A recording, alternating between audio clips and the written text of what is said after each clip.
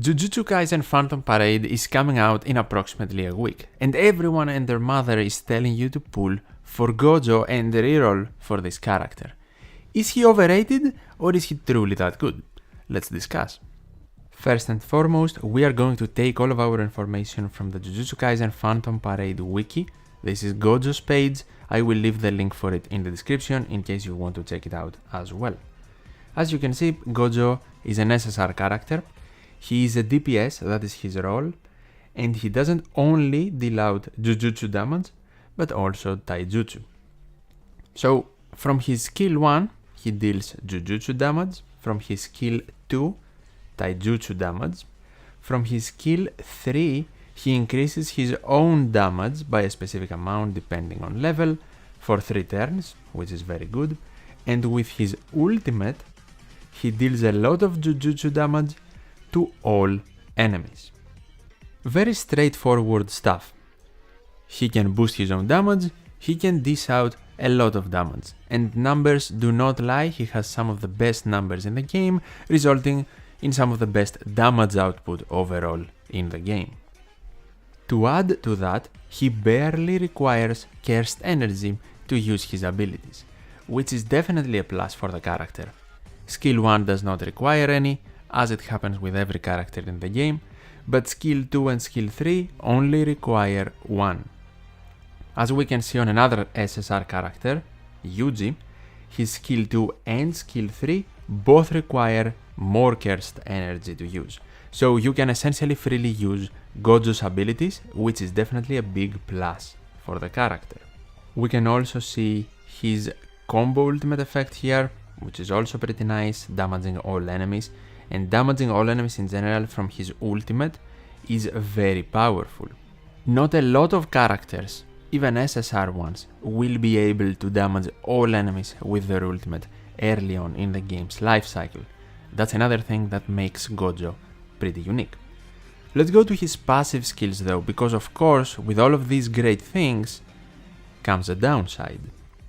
With his first passive, which is called Urgent Business, at the start of the battle he grants Urgent Business status to himself for 7 turns.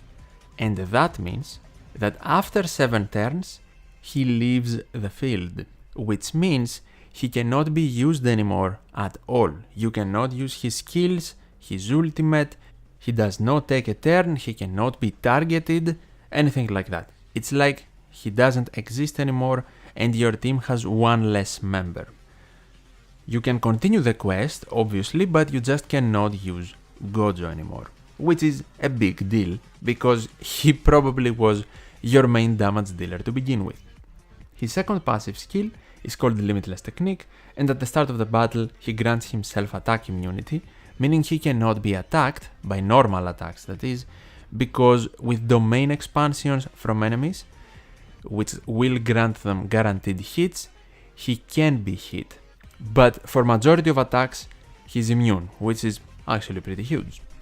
Essentially, if you decide to use this character in one of your teams, you need to be certain that you can clear the quest within the 7 turns, or at least be confident that you can do fine without him after the turn he leaves.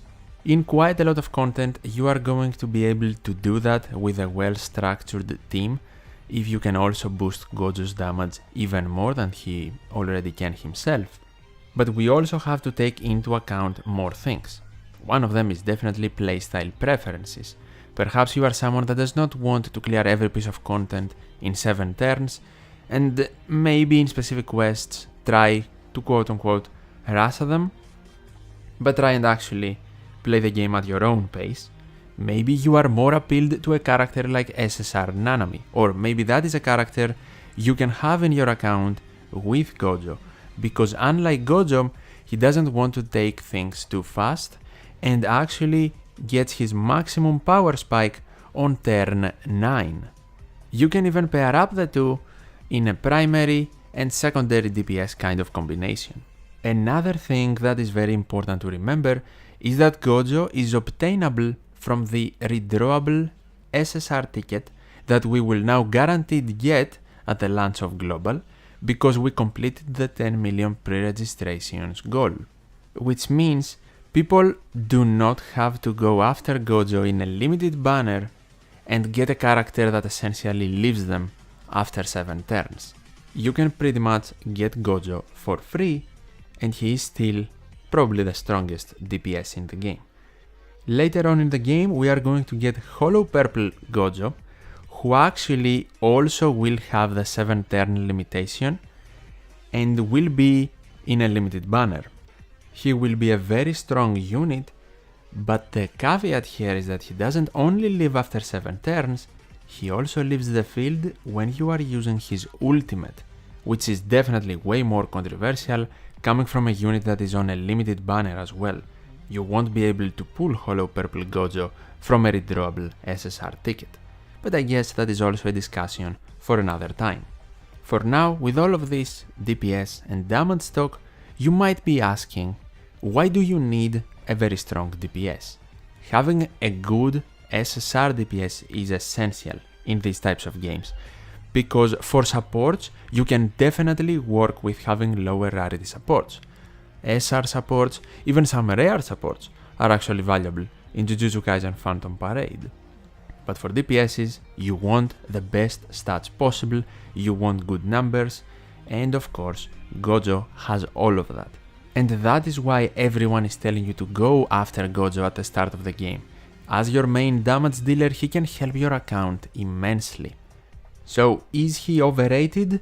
I wouldn't say so. Is he overhyped?